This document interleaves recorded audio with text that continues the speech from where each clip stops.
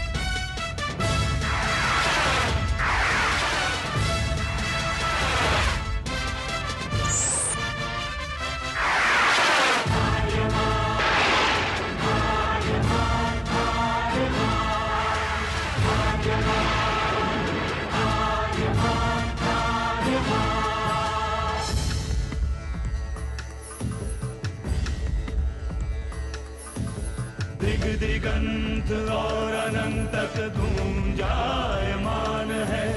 ब्रह्मनाद है विधि का वो अटल विधान है। धर्म की अधर्म पर विजय का वो प्रमाण है। मान है वो अटल विधान है। विजय का वो प्रमाण है। ब्रह्मांड का महान योद्धा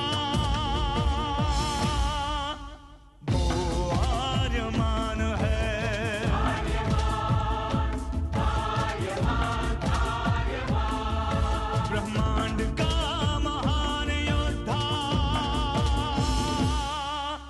वो आर्यमान है।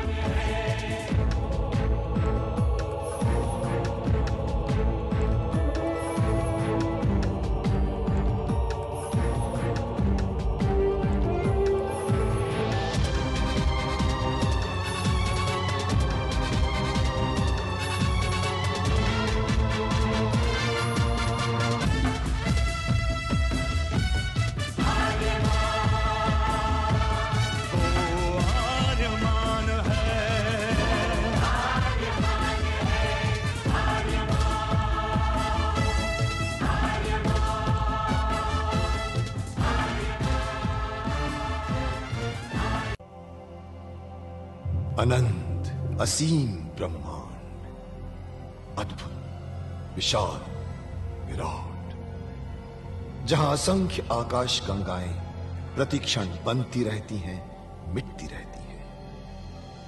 हर आकाश गंगा में होते हैं अनगिनत तारे, अनेकों सूरज, और सूरज के साथ होता है अपना सौर मंडल, जिसमें रहते हैं अनेकों ग्रह।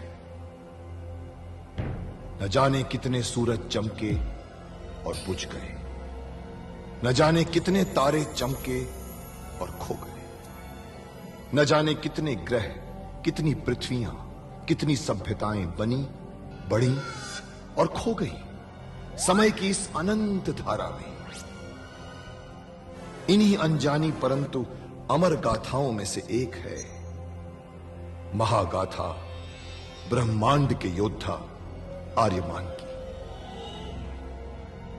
बहुत समय पहले पृथ्वी से लाखों प्रकाश वर्ष दूर आर्याना आकाश गंगा में एक ग्रह था, थार।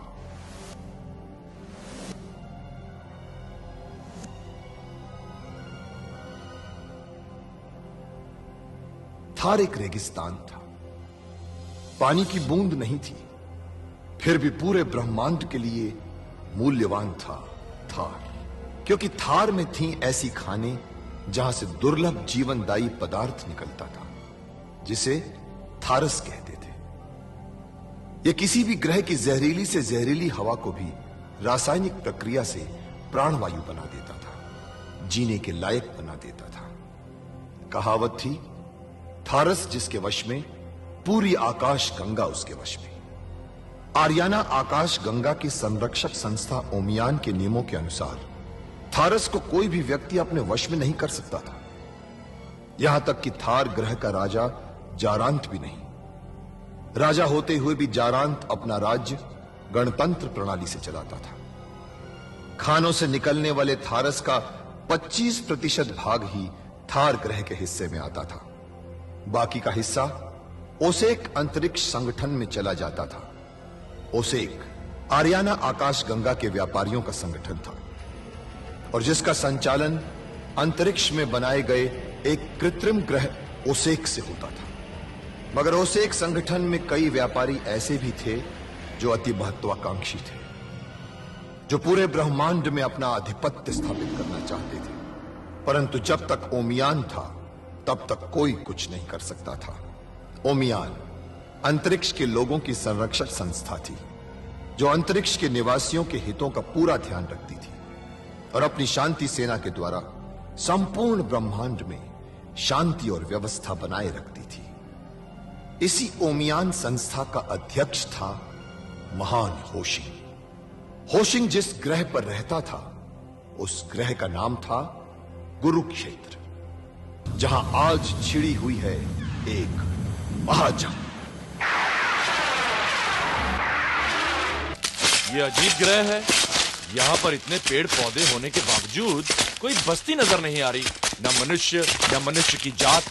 और जो दिखाई भी पड़े वो भी दानव, पिशाच, आदमखोर, जो शिकार करते हैं जमीन के ऊपर रहकर मगर रहते हैं जमीन के अंदर। मैंने तो वहाँ पे बहुत सारे यंत्र देखे थे पर सब बंद। रीनो, वो यंत्र किसी पुरानी सभ्यता और पुराने समय के लग रहे थे और वो लोग भी मुझे इस ग्रह के नहीं लग रहे थे। जब वो इस ग्रह के वासी नहीं थे तो जमीन के अंदर क्या करने गए? जीपो, मैं समझता हूं कि वो लोग किसी और ग्रह से यहां पर आए होंगे और यहां आने के बाद में उन्हें जमीन के अंदर जाने का मार्ग मिल गया होगा और जब वो लोग वहां नीचे पहुंचे होंगे तो वहां उन्हें अपने रहने के लायक जगह मिल गई और छुपने का स्थान भी, और इसीलिए उन्होंने उस जगह को अपना अड्डा बना लिया होगा। तब तो वहां भोजनालय भी होगा। भोजनालय? क्यों? अरे जब लोग नीचे रहते हैं तो भोजनालय तो होना चाहिए ना। उन्होंने खाने पीने का इंतजाम तो करके रखा होगा ना। हाँ, जरूर करके रखा होगा, क्यों नहीं करके रखा होगा। चलो पहले भोजन कर लेते हैं फिर आगे बढ़ेंगे। क्या मिलेगा खाने को? हड्डियों का ढेर। क्या मैं हड्डियां खाऊंगा? अरे भाई, वो लोग आदमखोर थे, सब कुछ खा गए होंगे, हड्डियां पड़ी होगी, मिलेंगी आपको। पर मेरा क्या होगा? मुझे तो बहुत जोरों की भूख लगी है। हड्डियां खा लो। क्या? जब देखो अपने खाने की फिक्र में लगा रहता है। कोई जिए या मरे उससे तुझे क्या? वो क्या है कि मुझे भूखे मरना अच्छा नहीं लगता। चुप कर। यहाँ पे हम लोग मुसीबत से चारों ओर घिरे हुए हैं और तुझे यहाँ पे खाने की सोच रही है। अरे घबराओ मत वीनो, जीपो के लिए हमारे यान में बहुत सारा खाना पड़ा है। सच? अरे पहले क्यों नहीं बताया आपने? खामखा बातों में समय नष्ट कर दिया। आपका यान है कहाँ? अरे वहीं तो जा रहे हैं हम जीपो, आओ हमारे साथ। हम लोग यान की तरफ जा रहे हैं। क्या हम उड़ने वाले हैं? नहीं टोगो, उड़ने वाले नहीं हैं, क्योंकि अभी तक मेरे हृदय ने कोई दिशा प्रदान नहीं की है। मुझे अपने हृदय की आज्ञा की प्रतीक्षा करनी। अरे आप प्रतीक्षा बाद में करना, पहले मुझे भोजन करवाइए। मेरा पेट भूख के मारे मेरा दम निकल रहा है। अभी करो, आओ।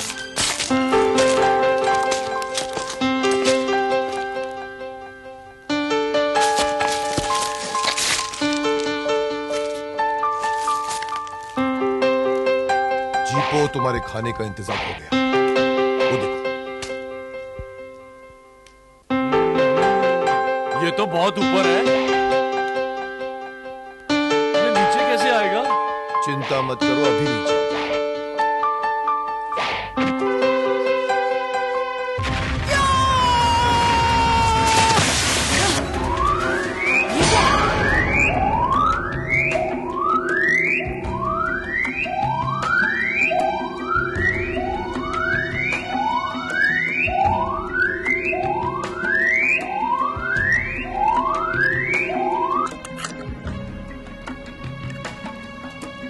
ये शिकंजा यहाँ कैसे? इस शिकंजे को तुम पहचानते हो? हाँ, ये तो मेरे ग्रह का है, मेरे चाचा लोखान का। लोखान का? हाँ, वो बहुत बड़ा शिकारी है। जानवर यहाँ तक कि इंसान का शिकार भी वो इसी शिकंजे से करता है। इसका मतलब है वो यही कही है और मुझे मारने आया है। मैंने कहा था ना तुम्हें, उसको मैंने सपने में देखा था। आज मैं उसे नहीं छोड़ूंगा। लोखान! रुक जाओ। सतर्कता की पूरी आवश्यकता है विनो। मुझे लगता है कि उन्होंने जगह जगह पर सुरंगें बिछा कर रखी होंगी। किसी भी पेड़ या किसी डाली को छूने की कोशिश मत करना वीनू, कभी भी धोखा हो सकता है। धोखा होने से पहले मैं उसे मार डालूंगा। वीनू! अरे वीनू, वीनू आगे खतरा है वीनू। हाँ खतरा है। वीनू! अरे तुम क्या जा रहे हो आर्यमान? अरे वो भी जंगल में छोड़ के हमें अकेला, और वो भी भूखा। वीनू! वीनू! वीनू!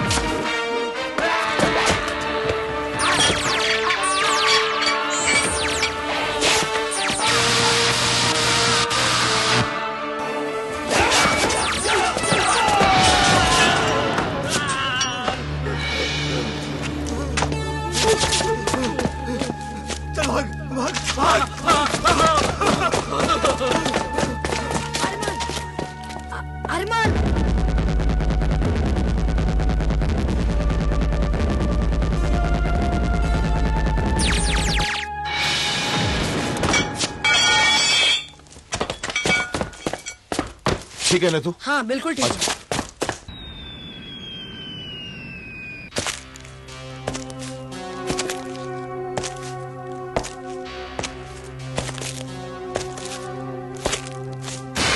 क्या बात है शाकुल, अभी तक शुंभा उस जरा से लड़के को नहीं पकड़ पाया।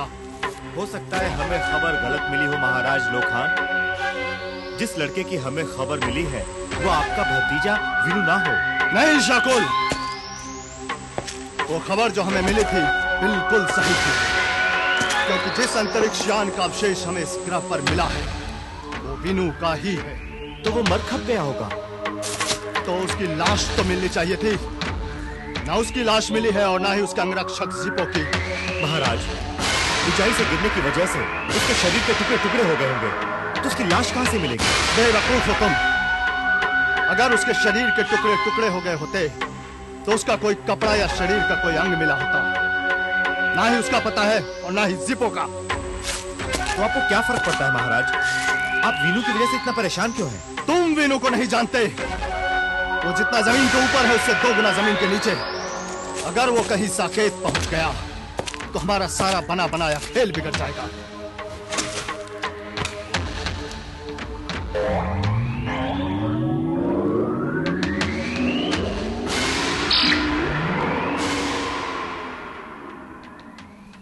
महाराज लोखान, अक्सर ये कहा जाता है कि प्यासा कुएं के पास जाता है, परंतु आज हमने उस कहावत को उल्टा कर दिया, क्योंकि आज प्यासा कुएं के पास नहीं बल्कि कुआं प्यासे के पास उसकी प्यास बुझाने के लिए आया है।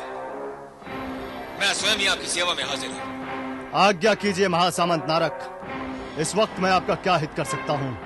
मैं तो आपका हित करने आया था। हमने अपने ओसेक संघ में आर्याना आकाशगंगा के सभी प्रतिनिधियों की बैठक बुलाई है, जिसमें व्यापार के नए मुद्दों पर विचार किया जाएगा। तो हमने सोचा कि क्यों ना आपको भी निमंत्रण दे दें, ताकि आपका भी कुछ फायदा हो जाए। साकेत ग्रह के स्वर्गवासी आपके भाई साहब कभी हमारे सदस्य नहीं बने। ये तो आपकी अच्छाई है महासामंत। मैं आपके उस बैठक में अवश्य भाग लूंगा।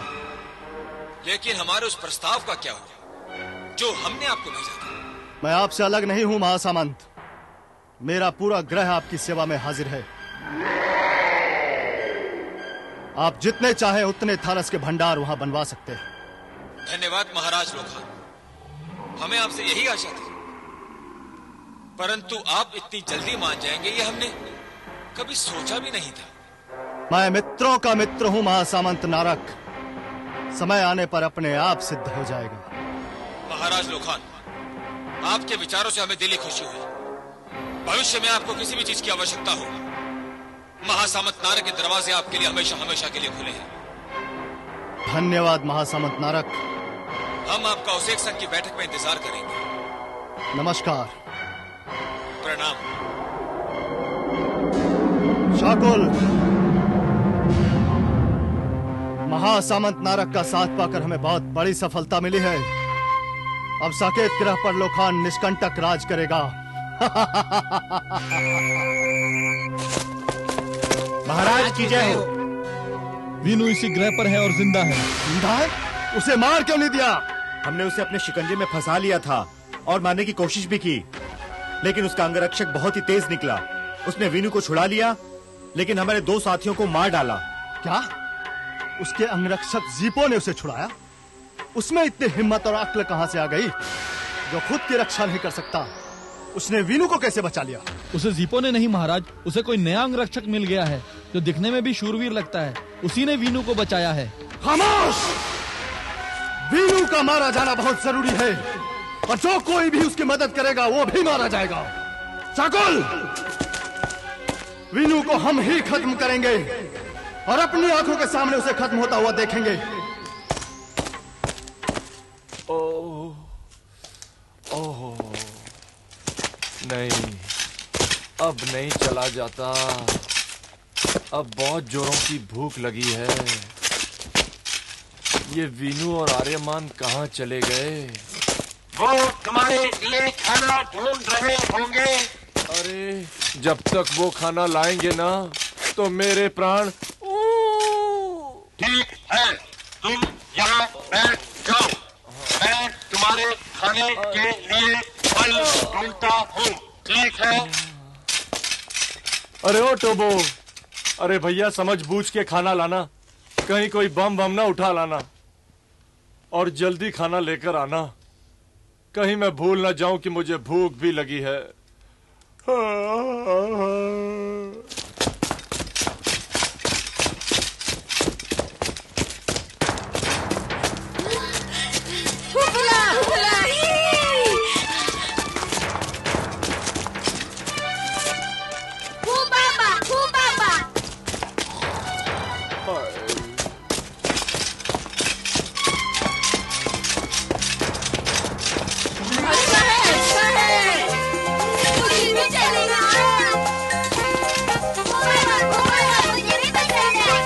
पसंद है? मुझे तो पसंद हो, मुझे भी पसंद हो। हम तुमसे शादी करना चाहते हैं, हम तुमसे शादी करना चाहते हैं, तुम हमसे शादी करोगे?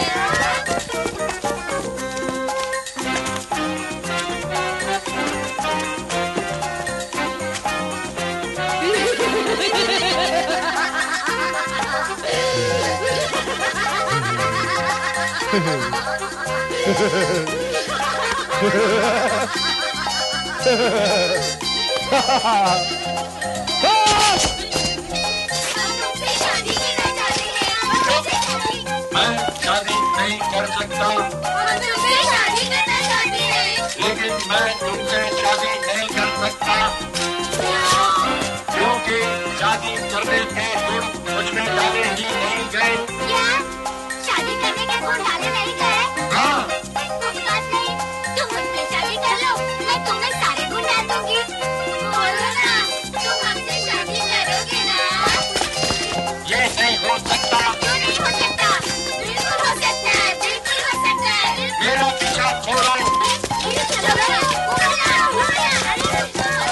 अरे अजीब जबरदस्ती है। जब वो कहता है कि उसमें शादी के गुण डाले ही नहीं गए तो मान लेना चाहिए। ऐसे कैसे मान लेना चाहिए? मर्द लोग बड़े झूठे होते हैं, मैं अच्छी तरह सब जानती हूँ। अच्छा, हमसे शादी करोगे ना?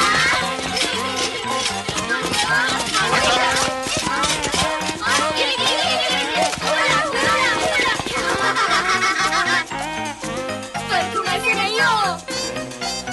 तुम्हारा क्या विचार है? किस बारे में? शादी के बारे में। शादी करूंगा, जरूर करूंगा। आओ चले। कहाँ? शादी करने। शादी और तुमसे? क्यों, मैं लड़की नहीं हूँ? अरे जाओ बाबा जाओ, जाओ अपना जोड़ीदार ढूंढो और मुझे बख्शो। तुमसे अच्छा जोड़ीदार कहाँ मिलेगा? आओ मेरे राजा। अरे बचाओ मुझे, ये चुड़ैल से बचाओ। अरे ये कहाँ आ गई मेरे पीछे? अरे बचाओ, अरे बचाओ, अरे बचाओ। अरे ये क्या मुसीबत मेरे गले पड़ गई है? ये देखती है, कीमती रोज कहाँ से आ गई?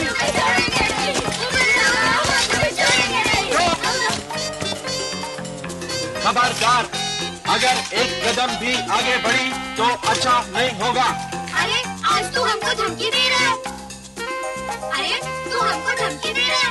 या तो तू मुझसे शादी करेगा या तो मैं तेरा खून पी जाऊंगी और तुमसे शादी करेंगे। नहीं तो हम तुम्हारा खून पी जाएंगे। हम तुम्हारा खून पी जाएंगे।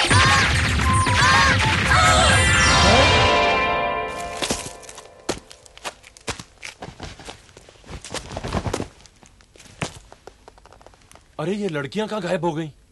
अरे ये तो पीछे ही पड़ गई थी। अरे मुझे तो बड़े जोरों की भूख लगी है। ये आर्यमान और वीनू कहाँ गायब हो गए? अरे ओए ओए ओए ओए।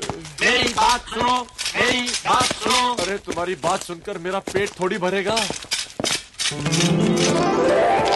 ये आर्यमान और वीनू भी पता नहीं कहाँ चले गए। अरे वीनू, कहाँ चले गए थे तुम? इतनी देर लगा दी। तुम्हारे राजकुमार बहुत बड़ी मुसीबत में फंस गए थे जीपो। अच्छा? अच्छा क्या? मेरा अंगरक्षक होने के नाते तुझे मुझे बचाना चाहिए था, क्योंकि मैं मुसीबत में था। पर तूने ऐसा नहीं किया और आर्यमान ने बचाया मुझे। नहीं, मैं तो आ रहा था, पर मैं तो उससे भी बड़ी मुसीबत में फंस गया था। मुसीबत? हाँ? कैसी मुसीबत? अरे यहाँ 4 बौनी लड़कियाँ मुझसे और टोबो से शादी करना चाहती थी। अच्छा जीपो, तो भी शादी कर ली होती तुमने? अरे कम से कम तुम्हारा अपना भोजनालय बन जाता, तुम्हारे खाने पीने की समस्या हमेशा हमेशा के लिए टल जाती। अरे क्या बात कर रहे हो आर्यमान? उन चुड़ैलों से कौन शादी करेगा? उससे तो अच्छा है कि मैं सारी उम्र ब्रह्मचारी रहूं। उससे भी अच्छा एक सुझाव है जीपो। क्या? ये जो बहुत ज्यादा खाने पीने का चक्कर है तुम्हारा, उसे ही छोड़ दो तुम हमेशा हमेशा के लिए। अच्छा? और कम से कम इस ग्रह पर तो छोड़ ही दो। ये ग्रह बहुत अजीब है जीपो। यहाँ पर तो पता नहीं कब कुछ क्या हो जाए। वो फल समझ कर उसे पत्थर मारो तो वो झूम करके नीचे आता है और फटाक से फट जाता है। और फिर यहाँ पर पता नहीं क्या कुछ कहाँ पड़ा हो। कहीं तुमने गलती से कुछ खा लिया तो पता लगा तुम पशु बन गए, पक्षी बन गए, उल्लू बन गए। हंसना छोड़ो और चलो। हाँ मगर संभल।